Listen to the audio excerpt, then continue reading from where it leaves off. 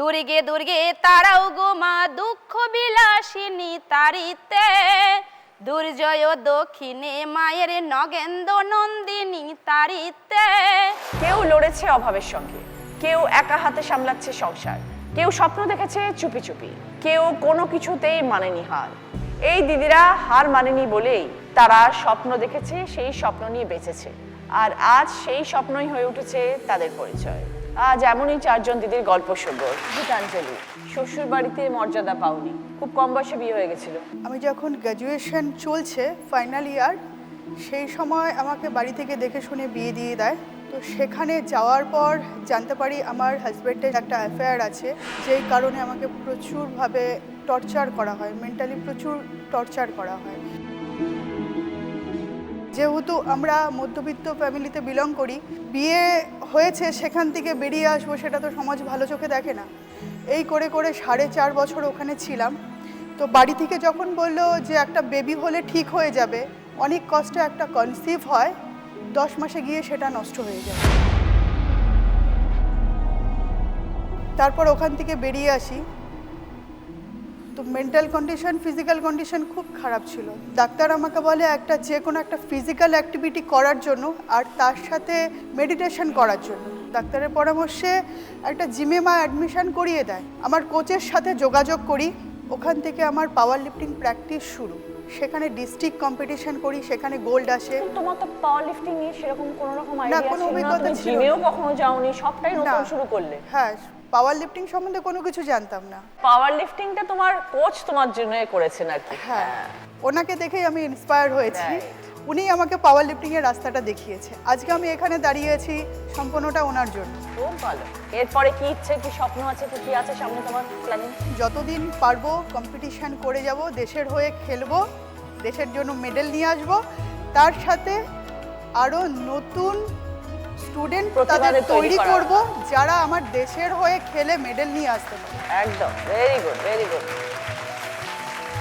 Thank you Gitanjali, আমার অনেক শুভেচ্ছা রইল। তোমার গল্পটা শোনার পর আমার একটাই কথা বলার, একটা সময় শ্বশুর বাড়িতে তোমাকে সম্মান করেনি, আজকে সেই মর্যাদা তুমি অর্জন করেছো নিজের যোগ্যতায়।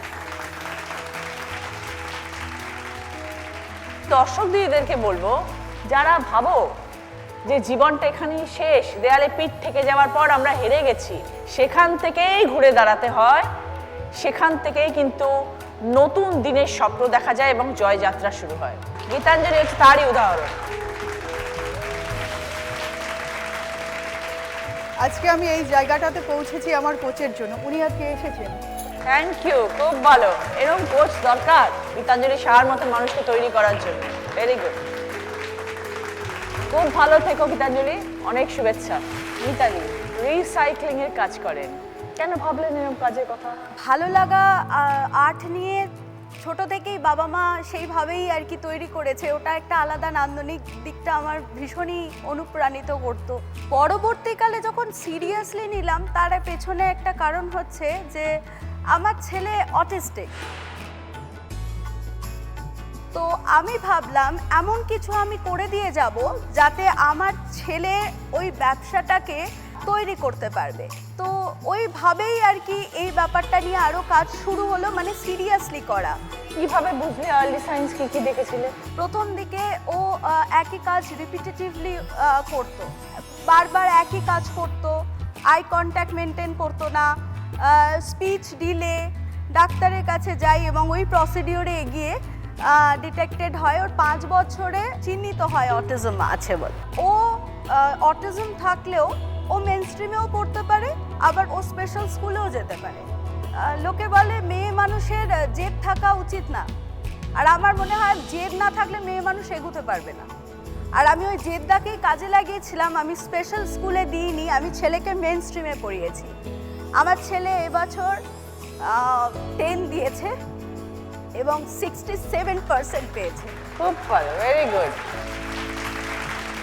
আমার মা আমার অনুপ্রেরণা, আর আমার মা তোমাকে মায়ের মেয়েই মনে করে। মানে এখানে আসতে পারে, আমি হাঁটতে পারে না কিন্তু এত খুশি যে মনে হচ্ছে মাই তোমাকে দেখবে।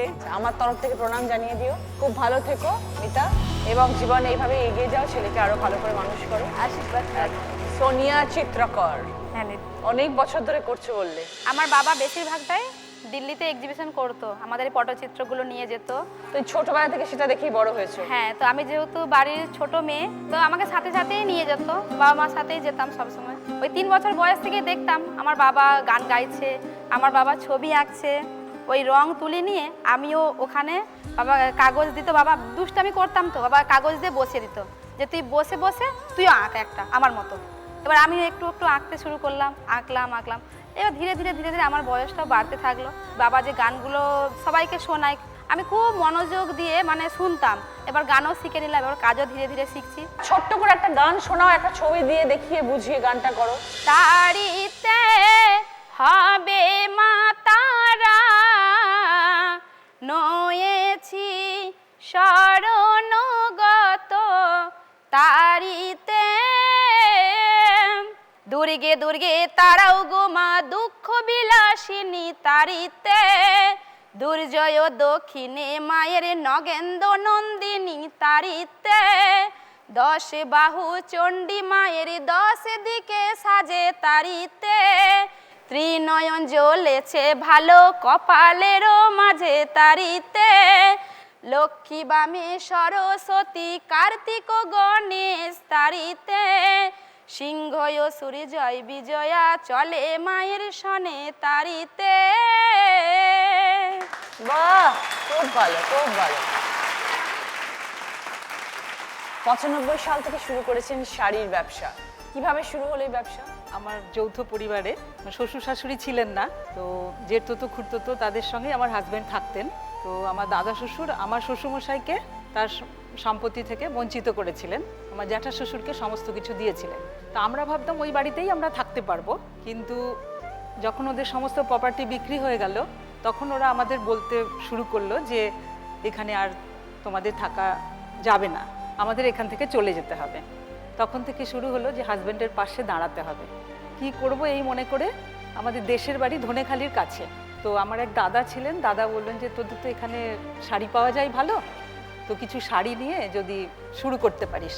তো সেই ইয়েতে মাত্র 2500 টাকা নিয়ে আমি 9টা শাড়ি নিয়ে এই বিজনেসটা শুরু করি। 95 সালের ব্যবসা, আজকে 2025। অনেক নিশ্চয়ই পরিবর্তন এসছে ব্যবসার মধ্যে। আজকে আমি একটা দোকান তৈরি করেছি। হ্যাঁ, আমি অনলাইন করি না, সবটাই আমার অফলাইনে। Very good. ইচ্ছে আছে অনলাইন করার। কোথায় আপনার দোকান, কোথায়? মুর্শিদাবাদ, প্রপার মুর্শিদাবাদ। আচ্ছা, এইভাবে চলছে এখন। হঠাৎ করে 2016-তে একটা ছন্দপতন হলো, আমার ব্রেস্ট ক্যান্সার ধরা পড়লো। কিন্তু দিদি রোগটা আমার দেহে ছিল, আমি মনের মধ্যে সেটাকে ঢুকাইনি। খুব ভালো। আমি কেমো নিয়ে এসে মাল আনতে যেতাম। ইউর আ ফাইটার শুক্লাদি, আপনি নিজের জীবন যুদ্ধে জয়ী। ভালো থাকবেন। এখন আপনি ভালো আছেন তো? এখন ভালো আছে। ভেরি গুড, খুব ভালো থাকবেন দিদি। ভালো লাগলো কথা বলে, পরিচয় হয়ে। Thank you.